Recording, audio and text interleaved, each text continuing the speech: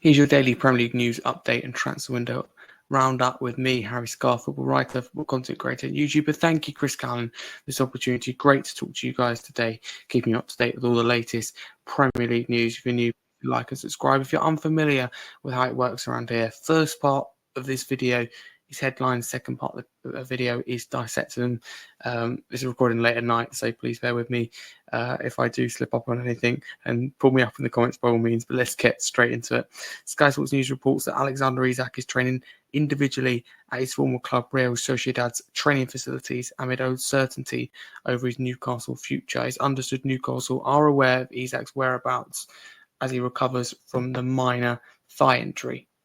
Next, Give Me Sport report that João Palhinha has told Tottenham Hotspur he wants to join and is even open to a permanent move. Spurs are currently discussing the loan formula as things stand. Sky Sports News report that Johan Wissa arrived on time at the Brentford training ground on Thursday, and one source has told Sky Sports News that Wissa did not intend to train with his teammates and was only there for 3 hours, didn't train at all. Sky Sports News also reported that Wissa is angry and disappointed with the club's approach over his future.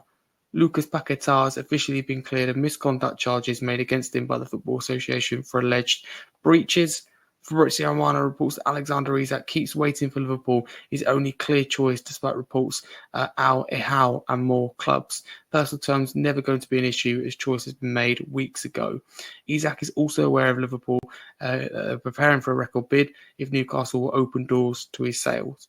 Fabrizio Romano reports the deal has been completed for Will Wright to join Liverpool from Salford City. Documents have been signed for him. 17-year-old talent has signed all his contracts for the next 3 years until June 2028, and Liverpool beat Arsenal to the signing after the deal was verbally agreed club to club. Gyökeres said there were more clubs involved, but I wanted to come here at Arsenal. It was the best club for me. It wasn't an easy deal. Some people spoke to the media all the time. They thought they were protecting the interest of the club. Rasmus Højlund on his future. He said, I think my plan is very clear, and that is for me to stay at Manchester United. I want to fight for my spot, whatever happens. Rasmus Højlund went on to say, I'm still very young. People sometimes forget that. I'm only 22 years old. I've learned a lot, and I think that shows in my game. I've done very well so far during the pre-season. I want to stay here. Competition is fine with me. It sharpens me. I'm more than ready. I'm feeling sharp, so I'm welcoming everything that comes. I think it's good with competition. Dan Nadai joins Nottingham Forest and contracts until 2030. Fabrizio Romano reports it's a €40 million deal plus €5 million in add-ons from Bologna, and that contract has a year option to extend.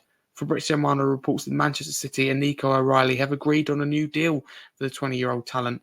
Bayer Leverkusen had 2 bids rejected, and Manchester City also turned down approaches from the Premier League and now have decided to offer him a new contract. Verbal agreement done, and he's going to get a new shirt squad number 2. Sky Sports News report that Southampton have rejected an offer from Everton for midfielder Tyler Diblin. Fabrizio Romano reports that 18-year-old winger Jesse Derry signs in at Chelsea after new deal with Crystal Palace last week. Announcement imminent. Fabrizio Romano reports that Bournemouth join Inter Milan in a race for Coney De Winter as new centre-back from Genoa. Inter want De Winter as talks already took place. They might need to sell the centre-back before proceeding. Bournemouth see De Winter as an option when Sabani leaves to join PSG. Fabrizio Romano reports that Aaron Ramsdale has completed his medical and he's set to sign in at Newcastle on an initial loan from Southampton. Deal also includes a buy option clause, which is not mandatory. Fabrizio Romano reports that Tottenham and João Palhinha's camp have been in contact in the last 2 weeks, and the player is keen on the move. Palhinha is open to the Spurs switch to play more regularly and return to Premier League football. Talks will follow with Bayern as Tottenham initially consider a loan. It's now official that Jesse Derry has joined Crystal Palace and joined Chelsea. It's been announced. Fabrizio Romano reports that Johan Wissa has informed again on Thursday the Brentford management about his desire to leave the club. He doesn't want to return to training, insisting to leave and get Champions League opportunities. Newcastle remain in active talks with Wissa while they also work on the Benjamin Sesko deal. Next, Fabrizio Romano reports that Sunderland agree a deal to sign Mark Guehi on loan from Chelsea. Here we go. Deal in place for a straight loan, no buy option clause, as Guehi remains main part of Chelsea's long-term plans. Salary will be fully covered by Southampton, and it'd be an important striker. Fabrizio Romano reports that Manchester City's director of football has left following 13 years at the club, achieving several titles. Next, Fabrizio Romano reports that Jack Moorhouse has agreed a new contract with Manchester United and he'll join Leyton Orient on a season-long loan, decision made after attracting loan interest from several clubs. Fabrizio Romano reports that Paris Saint-Germain are closing in on the Ilai Sabane deal. Here we go very soon. Positive contact with Bournemouth, small details to be clarified, and then Sabane will join PSG. Agreement done between Sabane and PSG on a 5-year deal since May. Grockrey says, it's an honour for me to put on the Arsenal shirt. The 14, it feels like a shirt number with a lot of history. I hope to contribute with my qualities to achieve our common goals. My agents have worked throughout in the best interest of me. Fabrizio Romano reports that Genoa have agreed a deal in principle to sign Victor Reis on loan from Manchester City. Formal steps to follow, then Reis will travel for his medical and contract signing. Fabrizio Romano reports that Manchester United have informed RB Leipzig that they are prepared to send a formal bid for Benjamin Sesko if the player accepts the destination. Newcastle are also ready to bid since last week to match Sesko's financial request. Decision is now up to Sesko himself. Fabrizio Romano reports that after Victor Reis, Manchester City also want to sign Claudio Evereche to go on loan to Genoa on loan for the rest of the season. Discussions are ongoing between Evereche and Genoa to make that final decision soon. Fabrizio Romano reports that Wolves agree a deal to sign 23-year-old Norwegian international left-back David Moller-Wolf. Here we go. Agreement in place with AZ Alkmaar and player due to travel for his medical in the next 12 to 24 hours. Wolves beat Lille to the sign-in and Wolf will replace Aït-Nouri as Wolves left-back. Fabrizio Romano reports that Tottenham have agreed personal terms since with João Palhinha and now in advanced talks with Bayern. Is it going to be initial loan for Palhinha? And the agreement will include a buy option clause, which is not mandatory. Spurs will cover his full salary, deal now at final stages. The Times Sport report that Tottenham have revived their interest in Kolo Muani. Sky Sports report that Tottenham have secured an option to buy for João Palhinha and will cover his full salary, which that's right, exceeds 10 million euros gross per year, medical to take place in the next few days. Fabrizio Romano says João Palhinha and Spurs is almost done, and his latest update states João Palhinha to Tottenham. Here we go. Final green light arrived right now from Bayern. Exclusive detail is that the loan includes a 30 million euros buy option for Tottenham, which is not mandatory. If my maths is right, that's about £26 million. Salary covered by Spurs. Bayern said yes, and Palhinha will now travel for his medical test. Those are your headlines. A lot in the last 24 hours, if I'm honest. So let's go through and discuss some of them.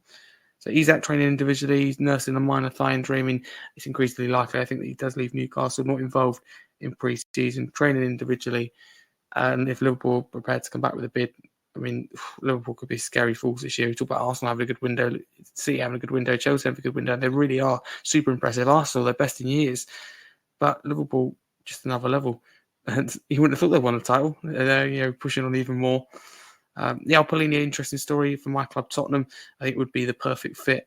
And it's good to be seeing back in the Premier League as well, if I looked at it from a wider perspective. Johan Wissa, I mean, he's probably throwing his toys out the pram here. It's not going to look good if he ends up at Brentford with his connection with the Brentford fans. Actually, Brentford can't afford to lose another top player. I do worry about them going down. So, I think Wissa's, after it's had one good season, maybe been a little bit entitled. Interesting, Lucas Paqueta has been cleared of all his charges.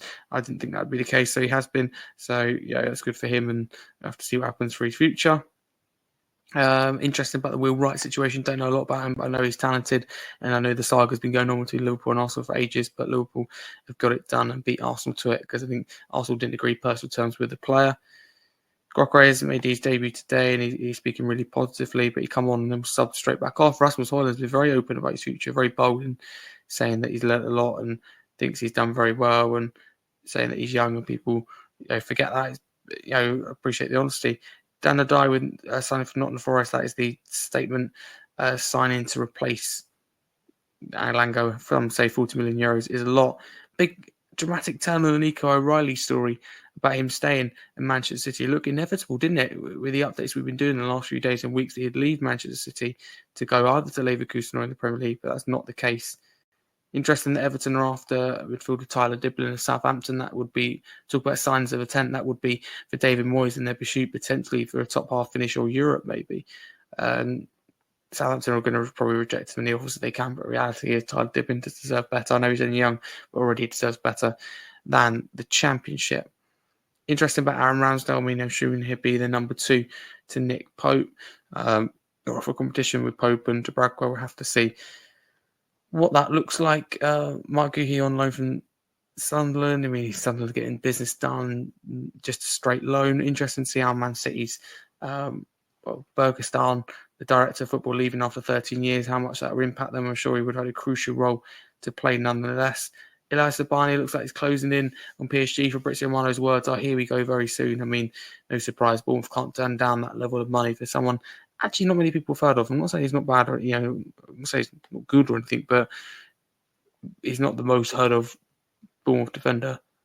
There's others. Dean Houston would be another. Benjamin Sesko, interesting. Manchester United and Newcastle, straight shootout for him. That's why Rasmus Holland's obviously been quite open, because he would have seen Cunha when Burmo signed and be thinking, surely not another one. Also got their 8 Nori replacement done. Good bit of business. Colin Mawani, will he go to Tottenham? I mean, it would make sense. I think it'd be very good for Tottenham. Some would say perfect signing, but some are saying as well, no, they don't want him.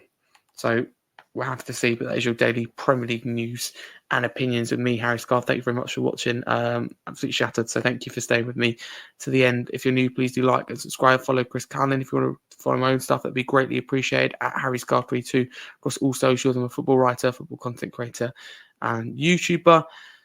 I also have my YouTube channel, Harry Scarfe. I want to thank you for this opportunity, Chris Cullen, once again. For now, thank you for watching. All the best.